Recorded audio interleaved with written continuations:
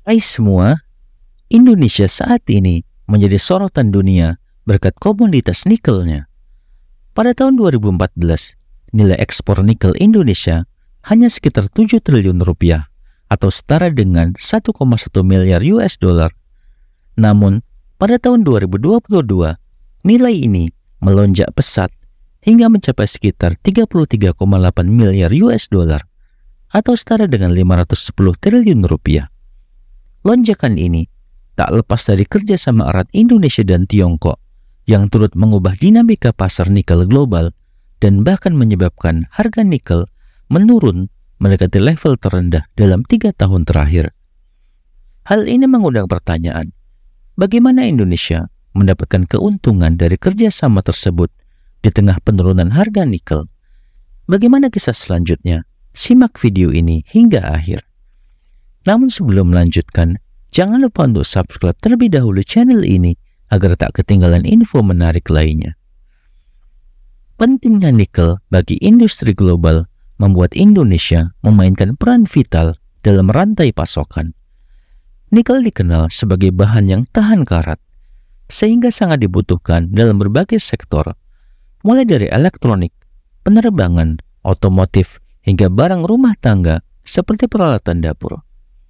Selain itu, Indonesia adalah negara dengan cadangan nikel terbesar di dunia, sementara Tiongkok sebagai raksasa manufaktur adalah konsumen terbesar nikel. Kombinasi kekuatan cadangan Indonesia dan kebutuhan Tiongkok menjadi alasan utama keduanya bersinergi untuk mendominasi pasokan nikel global. Langkah strategis diambil Indonesia pada 2020 dengan melarang ekspor biji nikel mentah. Kebijakan ini memaksa Tiongkok yang selama ini mengandalkan nikel dari Indonesia untuk membangun smelter atau pabrik pengolahan langsung di Indonesia. Hasilnya, hubungan dagang antara kedua negara semakin erat. Bahkan, volume perdagangan nikel antara Indonesia dan Tiongkok pada tahun 2023 meningkat hingga 47% dibandingkan tahun sebelumnya. Kini, berdasarkan data International Nickel Study Group atau INSG, Indonesia menyumbang lebih dari separuh produksi nikel dunia dengan produksi global yang diperkirakan mencapai 3,41 juta metrik ton pada 2023 dan 3,71 juta metrik ton pada 2024. Meski harga nikel terus mengalami penurunan sejak 2021, Indonesia tetap mempertahankan bahkan meningkatkan produksinya. Hal ini bisa dijelaskan melalui konsep predator pricing, di mana harga dipertahankan pada level rendah untuk mengeliminasi pesaing. Strategi ini telah menekan beberapa perusahaan besar di industri nikel, seperti Glencore dari Swiss dan Fortescue milik Taipan Australia, Andrew Forrest, yang harus menghentikan produksi atau bahkan menutup tambang mereka. Penutupan tambang di negara lain ini membuka peluang bagi Indonesia untuk semakin mendominasi pasar nikel.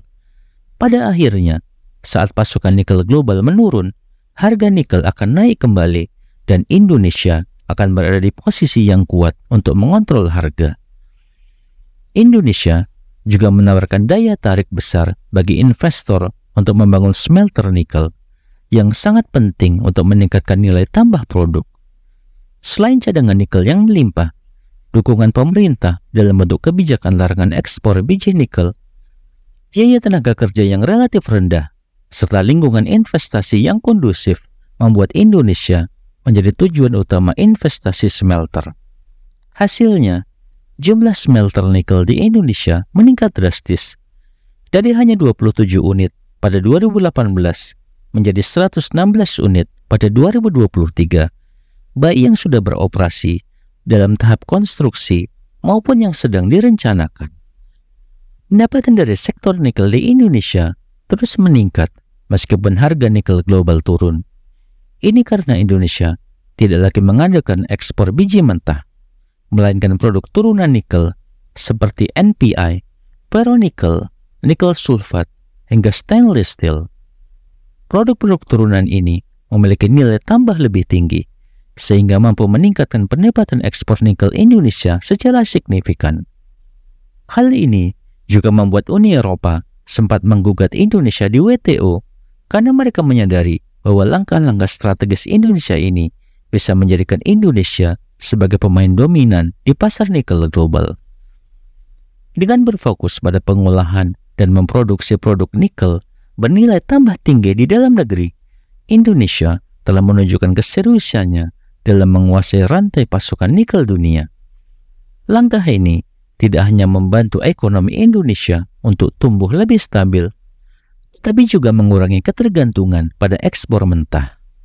Strategi ini diharapkan mampu memberikan keuntungan ekonomi jangka panjang bagi Indonesia, terutama dalam menghadapi tantangan di pasar nikel global. Mari kita nantikan bagaimana strategi cerdas ini akan membentuk peta industri nikel dunia di masa depan. Bagaimana menurut pendapat Anda? Silahkan tuliskan di kolom komentar dan jangan lupa untuk like dan share video ini jika bermanfaat. Sampai jumpa di video menarik selanjutnya.